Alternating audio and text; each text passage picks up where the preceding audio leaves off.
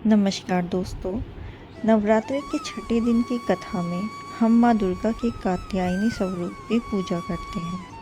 माँ कात्यायनी को महिषासुर मर्दिनी और शत्रु का नाश करने वाली देवी कहा गया है। आज हम आपको उनकी कथा और महत्व सुनाएंगे। तो आइए शुरू करते हैं। प्राचीन समय में ऋषि कात्यायन नामक एक महान संत थे। वे माँ भगवती के परम उपासक थे और चाहते थे कि देवी स्वयं उनकी पुत्री के रूप में जन्म ले।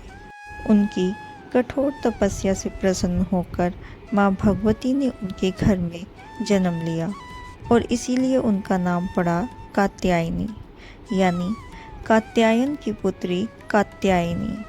कहा जाता है कि वृंदावन की गोपियाँ भगवान श्री कृष्ण को पति के रूप में पाने के लिए प्रतिवर्ष यमुना के तट पर बैठकर माँ कात्यायनी की पूजा करती थी। उन्होंने कात्यायनी मंत्र का जाप कर भगवान श्री कृष्ण को पाने की प्रार्थना की। माँ कात्यायनी उनकी भक्ति से प्रसन्न हुई और वरदान दिया कि भविष्य में उन्हें श्री कृष्ण पति के रूप में प्राप्त होंगे। यह कथा बताती है कि माँ कात्यायनी कन्याओं को इच्छित वर और सुखी वैवाहिक जीवन का आशीर्वाद देती हैं। एक कथा के अनुसार शुंभ और निशुंभ नामक असुरों ने देवता को परास्त कर दिया था। उनकी शक्ति इतनी बढ़ गई थी कि देवता भयभीत होकर माँ भगवती की शरण में गए। तब देवी ने कात्यायनी स्वरूप धारण कर शुंभ, निशुंभ और उनके सहायक चंडमुंड का संहार किया। इसी कारण इन्हें शत्रुनाशिनी कहा जाता है। माँ कात्यायनी की उपासना से शत्रुओं का नाश होता है। अविवाहित कन्याओं के लिए यह दिन बहुत ही विशेष माना जाता है। मान्यता है कि इनकी पूजा से मनचाहा वर प्राप्त होता है।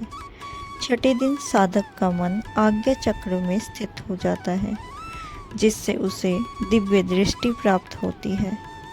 इस दिन सुबह स्नान कर पीले वस्त्र धारण करना शुभ माना जाता है।